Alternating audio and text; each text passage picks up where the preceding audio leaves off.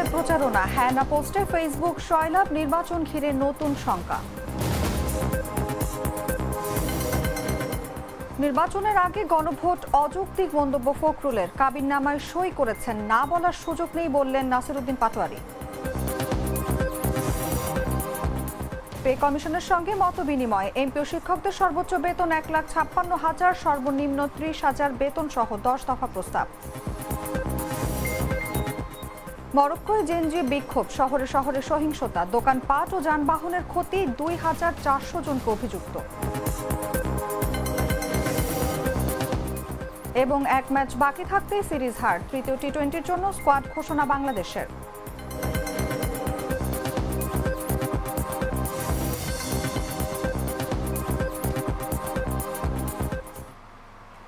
এতক্ষণ শুনছিলেন সংবাদ শিরোনাম। দর্শক আমন্ত্রণ দুপুর 3টার সংবাদে, সঙ্গে আছি আমি অনুভা বিশ্বাস। কফি ক্যান্ডি, কররা কফি, কঠিন স্বাদে, হাইকে বলো বাই। এবারে চলে যাচ্ছে বিস্তারিত খবরে। ফেসবুকে হ্যাঁ না পোস্টে তোলপাড় সামাজিক যোগাযোগ মাধ্যম। জাতীয় নির্বাচনের আগে গণভোট আয়োজনের প্রস্তাব ঘিরে চলছে এই প্রচারণা। জামায়াতে ইসলামী গণভোটের পক্ষে অবস্থান নিলেও বিএনপি ও ছাত্র দল এর বিপক্ষে। বৈষম্য বিরোধী ছাত্র আন্দোলনে আবার হ্যাঁ প্রচারণায় সক্রিয়। বিস্তারিত জাগো ডেস্ক রিপোর্টে।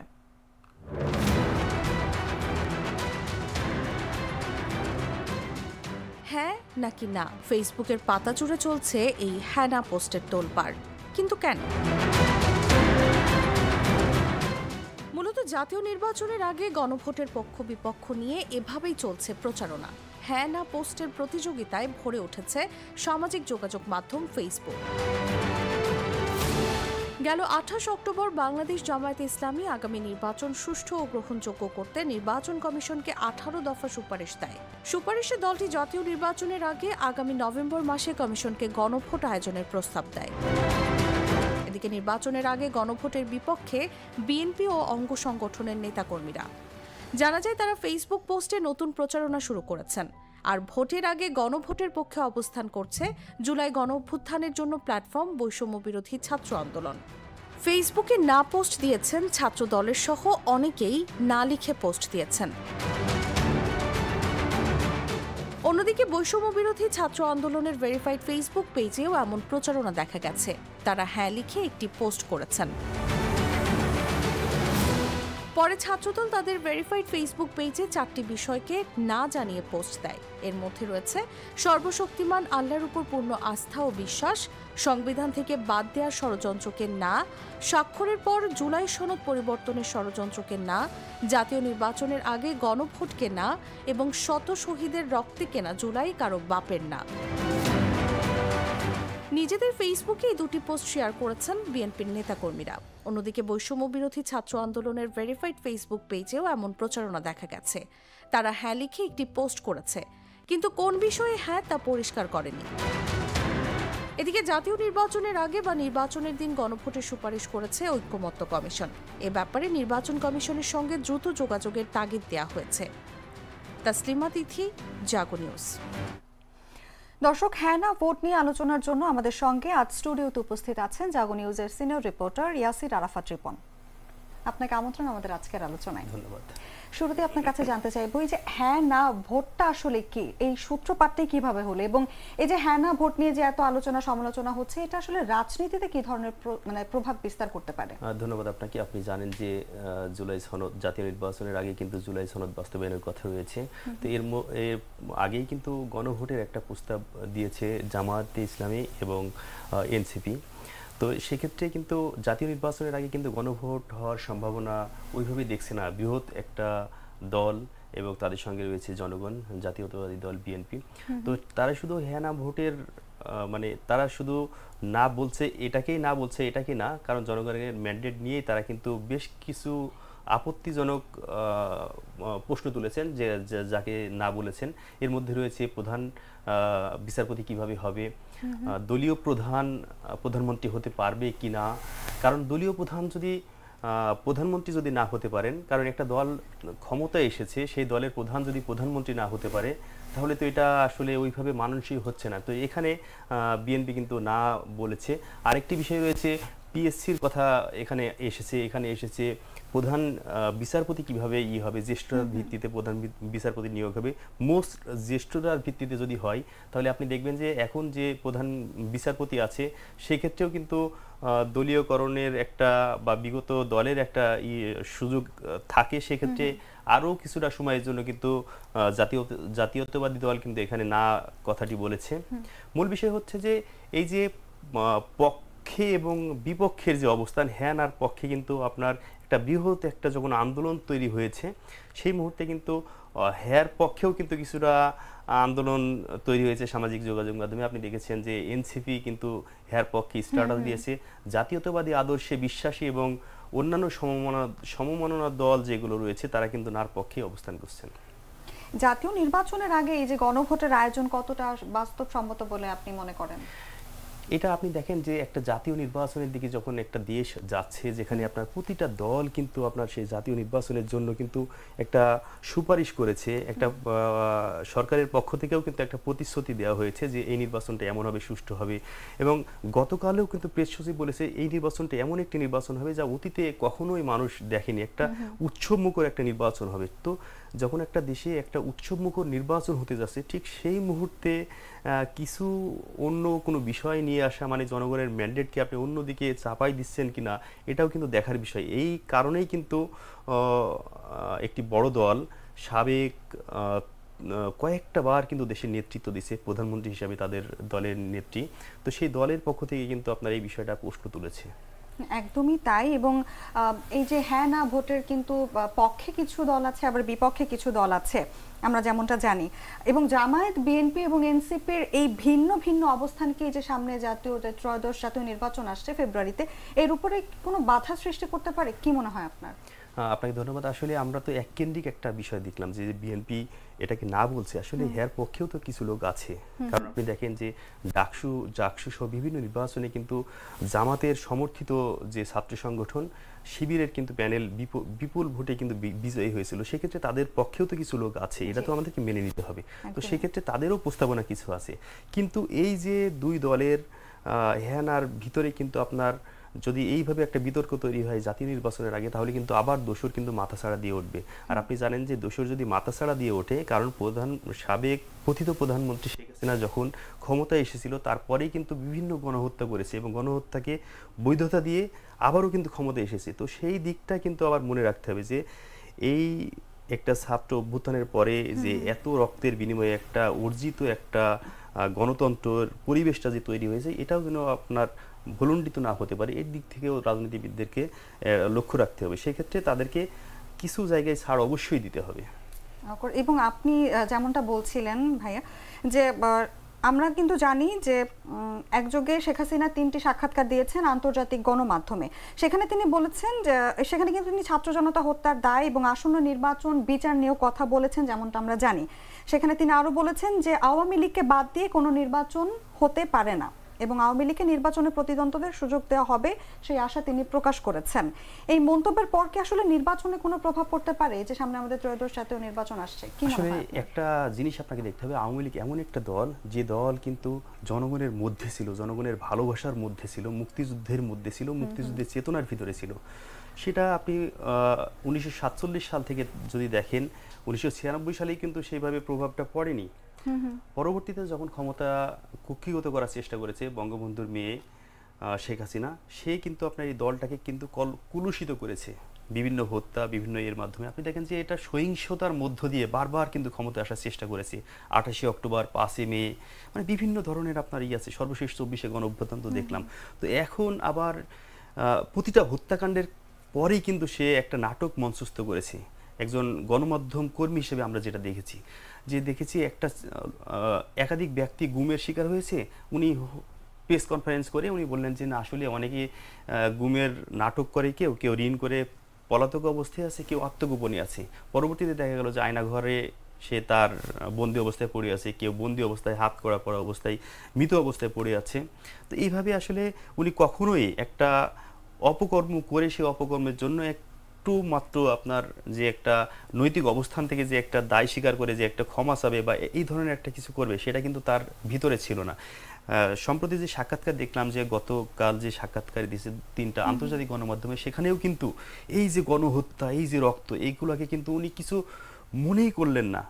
উনি ক্ষমা চাওয়ার তো প্রশ্নই ওঠে না, ক্ষমা চাওয়ার সরাসরি নাকচ করে দিয়েছে। আসলে এইভাবে তো সেই দল যদি আবার নির্বাচনে আসতে চায়, সেই দেশের জনগণকেও কিন্তু তাদেরও একটা ইচ্ছা আকাঙ্ক্ষা আছে, তাদেরও ইচ্ছা আকাঙ্ক্ষাটা শুনতে হবে যে তারা আসলে সেই দলকে চায় কিনা, সেই দলকে ক্ষমতায় দেখতে চায় কিনা, এটাও একটা বিষয়। কারণ এত রক্ত যে ঝরে এই সেই প্রজন্ম তো আসলে তাকে মেনে নিতে চাচ্ছে না। আপনি দেখেন সামাজিক মাধ্যমে কিন্তু এই ধরনের প্রতিক্রিয়া গতকাল থেকে আপনার উঠছে, অনেক নেতিবাচক এবং অনেক ইতিবাচক তো প্রশ্নই ওঠে না। ইতিবাচকের কোনো কিছু আমরা এখন পর্যন্ত দেখি নাই, শুধু নেতিবাচক কমেন্ট করছে, শেখ হাসিনাকে নিয়ে ট্রল করছে যে এই রক্ত, এই হত্যা, এই গণহত্যা, এগুলো দেখার পরেও সে ক্ষমা চাইতে অনাগ্রহী। আসলে কোন মানুষ সে, এমনটি প্রশ্ন করছে। এই প্রশ্ন আসলে আমাদের গণমাধ্যম কর্মী না, সাধারণ জনগণ, ছাত্র জনতা কিন্তু এই ধরনের প্রশ্ন রেখেছে। ধন্যবাদ ভাই আপনাকে আমাদের আজকের আলোচনায় যুক্ত থাকার জন্য। দর্শক, কথা বলছিলাম জাগো নিউজের সিনিয়র রিপোর্টার ইয়াসির আরাফাত রিপনের সঙ্গে। এবার চলে যাচ্ছি অন্যান্য সংবাদে। জুলাই সনদ বাস্তবায়নে জাতীয় ঐকমত্য কমিশনের দেওয়া সুপারিশ এক পেশে এবং তা জাতির উপর চাপিয়ে দেওয়া হয়েছে বলে মন্তব্য করেছেন বিএনপির মহাসচিব মির্জা ফখরুল ইসলাম আলমগীর। বলেন, জাতীয় নির্বাচনের আগে গণভোট অযৌক্তিক, অবিবেচনাপ্রসূত। বৃহস্পতিবার দুপুরে গুলশানে বিএনপি চেয়ারপারসনের রাজনৈতিক কার্যালয়ে আয়োজিত সংবাদ সম্মেলনে এসব কথা বলেন তিনি। জুলাই জাতীয় সনদের প্রস্তাবিত সুপারিশ নিয়ে প্রয়োজনে বিএনপি প্রধান উপদেষ্টার কাছে যাবে বলেও জানান দলটির মহাসচিব মির্জা ফখরুল। তিনি বলেন, 2026 সালের ফেব্রুয়ারি মাসের প্রথমার্ধে নির্বাচন অনুষ্ঠানের ঘোষণা দিয়েছেন প্রধান উপদেষ্টা। সেক্ষেত্রে নির্বাচন অনুষ্ঠানের আগে প্রস্তাবিত গণভোট অনুষ্ঠান সম্ভব নয়।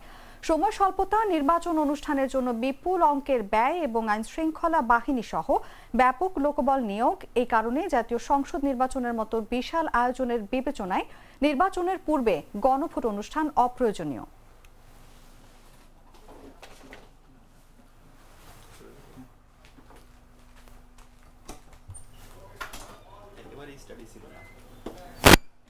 এদিকে গণভোট প্রশ্নে সামাজিক যোগাযোগ মাধ্যমে বিএনপির না সূচক প্রচারণার পরিপ্রেক্ষিতে দলটির না বলার সুযোগ নেই বলে মন্তব্য করেছেন জাতীয় নাগরিক পার্টির মুখ্য সংগঠক নাসির উদ্দিন পাটোয়ারি। বলেন, বিবাহে রাজিও হয়েছেন, কাবিননামায় সইও করেছেন, এখন তাদের না বলার কোনো অপশন নেই। বৃহস্পতিবার দুপুরে নাগরিক ঐক্য আয়োজিত এক আলোচনা সভায় এসব কথা বলেন তিনি। এ সময় বিএনপির ভেবে চিন্তে জুলাই সনদে সই করা উচিত ছিল বলেও মন্তব্য করেন এই এনসিপি নেতা। গণভোট প্রশ্নেও জামাত পরবর্তীতে হয়তো বা বিএনপির সাথে ঐক্যবদ্ধ হয়ে যাবে যে ঠিক আছে, তাহলে ইলেকশনের দিনে গণভোট করি। এখন বিএনপি গতকাল অনলাইনে জারি করেছে না শব্দ। বিএনপির না শব্দ বলার কোনো ওয়ে নাই, তারা হ্যাঁ অলরেডি বলে দিয়েছে। তারা বিবাহিত রাজিও হয়েছে, কাবিননামায় সাইনও করেছে, এখন তাদের না বলার কোনো অপশন নাই। তাদের এটা আগে ভেবে চিন্তা করা উচিত। জুলাই সনদের আইনি ভিত্তি ও নভেম্বরে গণভোট আয়োজনের দাবিতে নির্বাচন কমিশনের স্মারকলিপি দিয়েছে বাংলাদেশ জামায়াত ইসলামী, ইসলামী আন্দোলন বাংলাদেশ, খেলাফত মজলিস সহ 8টি রাজনৈতিক দল। বৃহস্পতিবার সকালে নির্বাচন ভবনের সামনে ও মেট্রো রেল স্টেশনের কাছে মার্কেট সংলগ্ন সড়কের পাশে মঞ্চ তৈরি করে সমাবেশ শেষে তারা ইসিতে স্মারকলিপি দেয়। সংক্ষিপ্ত সমাবেশে নেতারা বলেন, জুলাই জাতীয় সনদ বাস্তবায়নে সাংবিধানিক আদেশ জারি করে নভেম্বরে গণভোট করতে হবে। নির্বাচন কমিশনকে প্রয়োজনীয় ব্যবস্থা নিতে হবে। সংসদ নির্বাচনে সবার জন্য সমান সুযোগ তৈরি করতে হবে। তা না হলে বিগত ইসির পরিণতি ভোগ করতে হবে বর্তমান নির্বাচন কমিশনকে। নির্বাচন তদবি সভা শুরু করেছিল, যখন দেখছে জাতি এটা মেনে নিচ্ছে না, এখন নির্বাচন কমিশনকে বলের পাঠা বাড়িয়ে তারা তাদের স্বার্থে ছাত্রকে উদ্ধার করার চেষ্টা করছে। আজকের এই স্মারকলিপি অনুষ্ঠানের থেকে আমরা নির্বাচন কমিশনকে হুঁশিয়ার করে দিতে চাই, আপনার মানুষের জন্য হন। আজকে আমরা 8টি দলের পক্ষে সারা দেশে 2 দিনের কর্মসূচি ঘোষণা করেছিলাম। আজকে হচ্ছে স্মারকলিপি প্রদান। এই স্মারকলিপি দিয়ে আমরা এই কথা বুঝিয়ে দিতে চাই, বাংলাদেশের মানুষ নভেম্বর মাসের মধ্যে জুলাই জাতীয় সনদের টেকসই আইনি ভিত্তির জন্য গণভোট চায়।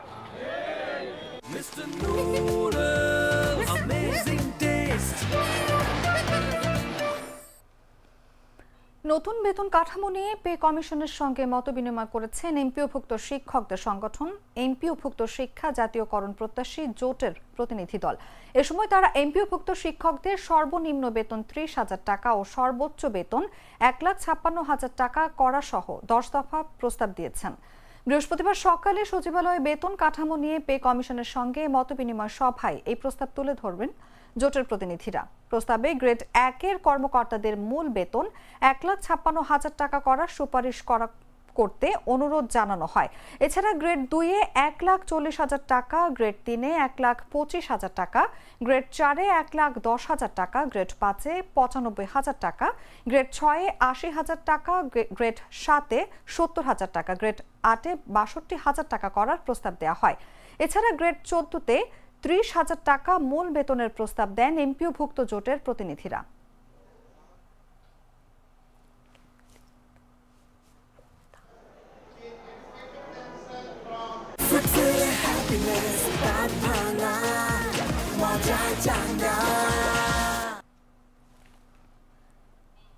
জানাবো আন্তর্জাতিক সংবাদ।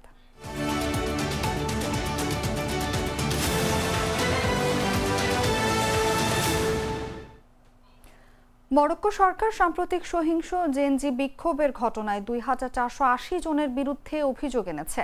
দেশটির ইতিহাসে অন্যতম বড় রাজনৈতিক অস্থিরতার মধ্যেই এমন খবর সামনে এসেছে। সরকারি তথ্য অনুযায়ী অভিযুক্তদের মধ্যে 1,473 জন এখন হেফাজতে আছেন এবং বিচার শুরুর অপেক্ষায়। তাদের বিরুদ্ধে আনা অভিযোগের মধ্যে রয়েছে বিদ্রোহে অংশগ্রহণ, সরকারি কর্মকর্তার উপর হামলা, সরকারি কাজে বাধা সৃষ্টি ও অপরাধে প্ররোচনা দেয়া। বিক্ষোভগুলোর সূত্রপাত হয় জেনজি 212 নামে এক তরুণের সংগঠন যখন সরকারি সেবার দুরবস্থা ও প্রশাসনের ব্যয়ের অগ্রাধিকারের বিরুদ্ধে দেশজুড়ে আন্দোলন গড়ে তোলে। তারা অভিযোগ করে সরকার খেলাধুলার অবকাঠামো নির্মাণে বিপুল অর্থ ব্যয় করলেও শিক্ষা, স্বাস্থ্য ও কর্মসংস্থানের মতো মৌলিক খাতগুলো উপেক্ষা করছে। যদিও সংগঠকরা শান্তিপূর্ণ বিক্ষোভের আহ্বান জানিয়েছিলেন, কিছু শহরে সহিংসতা ছড়িয়ে পড়ে। এতে 3 জন নিহত, অনেকে আহত হন এবং দোকানপাট ও যানবাহনের ক্ষতি হয়।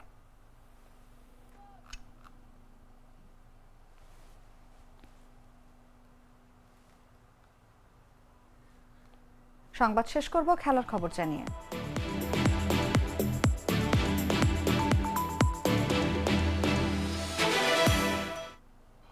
টানা 4 সিরিজ জিতে এই ম্যাচে পা রেখেছিল বাংলাদেশ। তবে টানা 5 তো হয়নি, উল্টো 2 ম্যাচ হেরে এখন হোয়াইট ওয়াশের শঙ্কা দলে। সেই ম্যাচকে সামনে রেখে বিসিবি তাদের তৃতীয় টি-20-র স্কোয়াড ঘোষণা করেছে। তবে এই ম্যাচের স্কোয়াডে কোনো পরিবর্তন আনেনি বিসিবি। এর আগে ওয়ানডে সিরিজের শেষ ম্যাচ শেষ হওয়ার আগেই টি-20 সিরিজের প্রথম 2 ম্যাচের স্কোয়াড দিয়েছিল বোর্ড। সিরিজের শেষ এই ম্যাচ অনুষ্ঠিত হবে শুক্রবার। এই ম্যাচটিও হবে আগের 2 ম্যাচের মতো বীরশ্রেষ্ঠ শহীদ ফ্লাইট লেফটেন্যান্ট মতিউর রহমান স্টেডিয়ামে।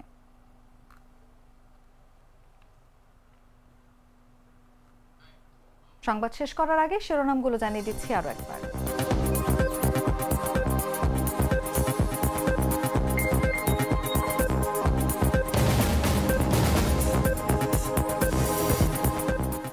গণভোট আয়োজনের প্রস্তাব ঘিরে চলছে প্রচারণা। হ্যাঁ না পোস্টে ফেসবুক সয়লাভ, নির্বাচন ঘিরে নতুন শঙ্কা।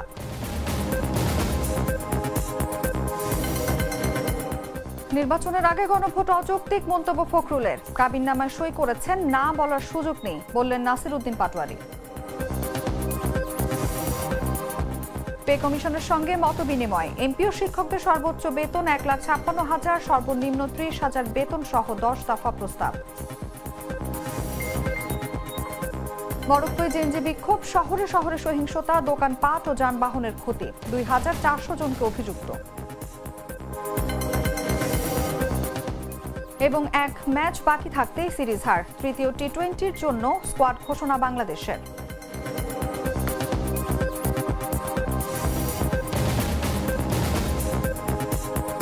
দর্শক, এই ছিল এখনকার মতো। এরপর বিকেল 5টায় দেখবেন দেশজুড়ে সংবাদ। প্রতি মুহূর্তে সর্বশেষ খবর জানতে ভিজিট করুন jagonews24.com। ফলো করুন আমাদের ভেরিফাইড ফেসবুক পেজ এবং সাবস্ক্রাইব করুন জাগো নিউজের ইউটিউব চ্যানেল। ধন্যবাদ সবাইকে।